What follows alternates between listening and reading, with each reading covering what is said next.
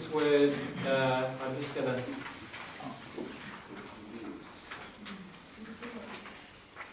Because native Aussies can contribute verb. Contribution.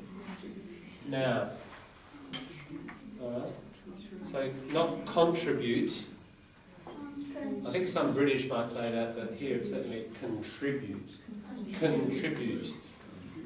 Yeah. And contribution. Contribution.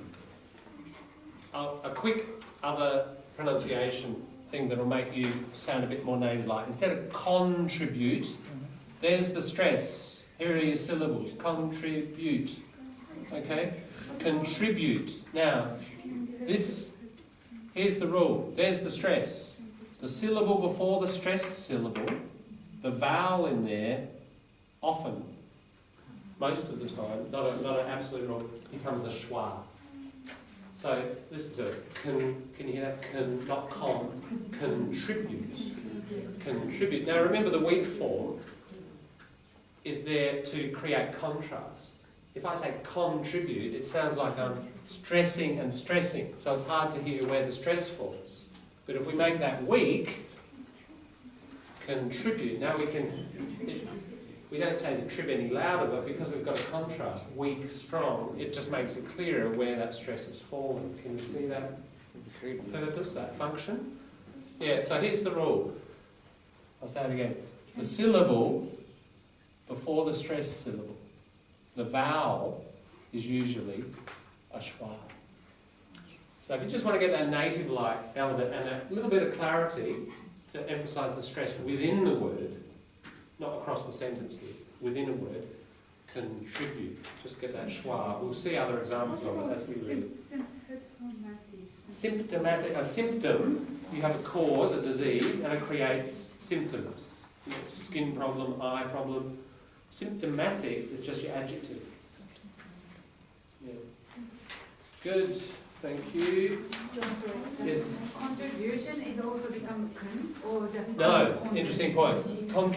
That's become an o again. O, because it's not the syllable before the stress syllable. Yes. Contribution. Certainly Australians. There again, you see syllable before the stress syllable. Here, contribute. It.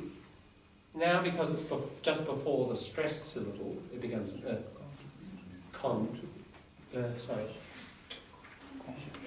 Contribution. Yeah. Oh. Contribution. Here. Contra. There's the schwa before the stressed syllable. Contribution. Yeah. You mean in a noun, we say o. Yeah. Here, it's not quite like that. It depends where the stresses are. So it's not a noun verb thing. We could take another word and we'd see it. Look, let's take this one. There's the stress. Not pronunciation. Pronunciation. Receive, not receive. Receive. Here, cultivated, vague has a stress. Cultivated. See? We can look at many words. It doesn't matter if they're nouns, adjectives, or whatever. It's just wherever the stress is, the vowel in the syllable before it will tend, not always, but strong tendency, 80-90%, to be the schwa, especially in Australian English. This is where the Macquarie Dictionary might show little differences to the Oxford or the Cambridge. Yeah.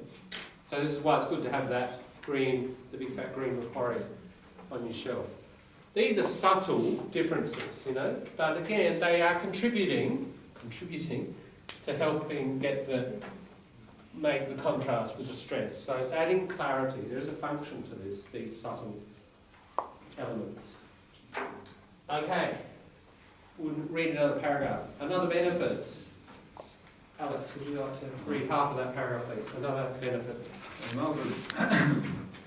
Another benefit of the language is that it can make a great deal of difference to teaching practice, as emphasized in NEP website, for instance, that teaching can be enhanced for the following reasons. Then plan results enable teachers to identify strengths and weaknesses in teaching practice. And the publication of the scores via my school website can stimulate teachers to have intensive attention about their teaching. Good, thank you. Alex, can we have a read of the rest? It is also suggested that standardized external Standardized. That's it. external. Can I say it again? Yep. Standardized Yes. external nationwide tests may lead to increasing curriculum consistency within a consistency Just slow down, take the bumps. Yeah. within and amongst the schools because they provide teachers with an acknowledgement of what should be taught and individual schools. Yep, at individual schools. Individual schools. Yeah, and look at the reference, it's interesting. Clark et al., 2003, et al. Means and others, so there's a team there, semicolon, now we see another reference. Jones, 2007, cited in Polisel, Duffert and Turnbull, 2012. That's a more complex one, primary source and secondary source. But the point is, there are two references there for one point. Okay, so that's good practice. If you've got the same point and you've read two articles and they both make the same point, why not quote two people? It's like two witnesses to a crime, better than one, isn't it?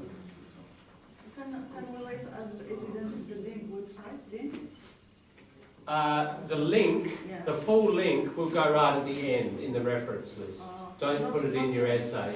If it, they can get really long and they interrupt the reading. We'll go through those rules later, but one principle is to keep the reference in the text quite short. Put all your detail later. Yeah.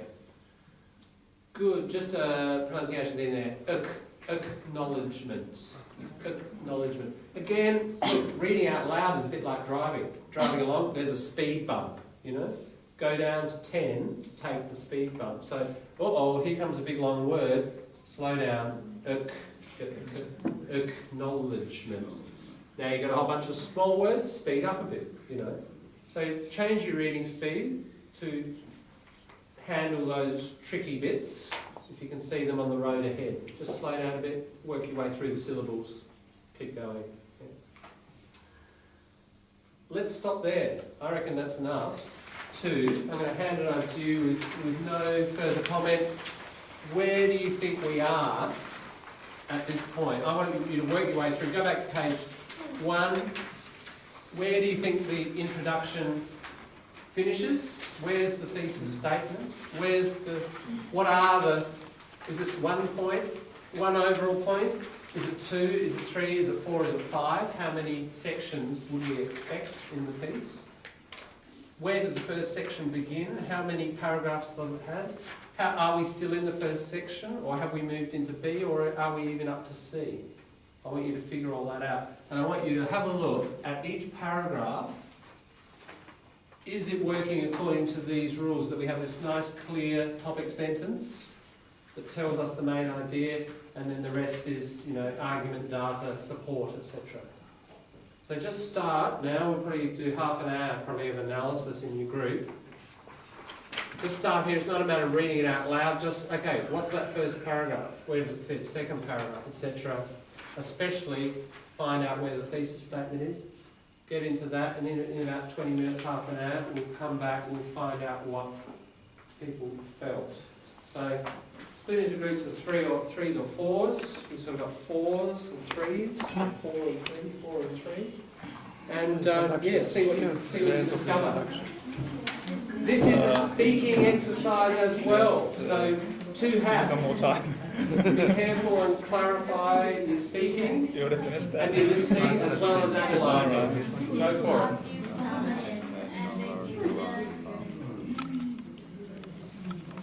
Still rolling there? Yep.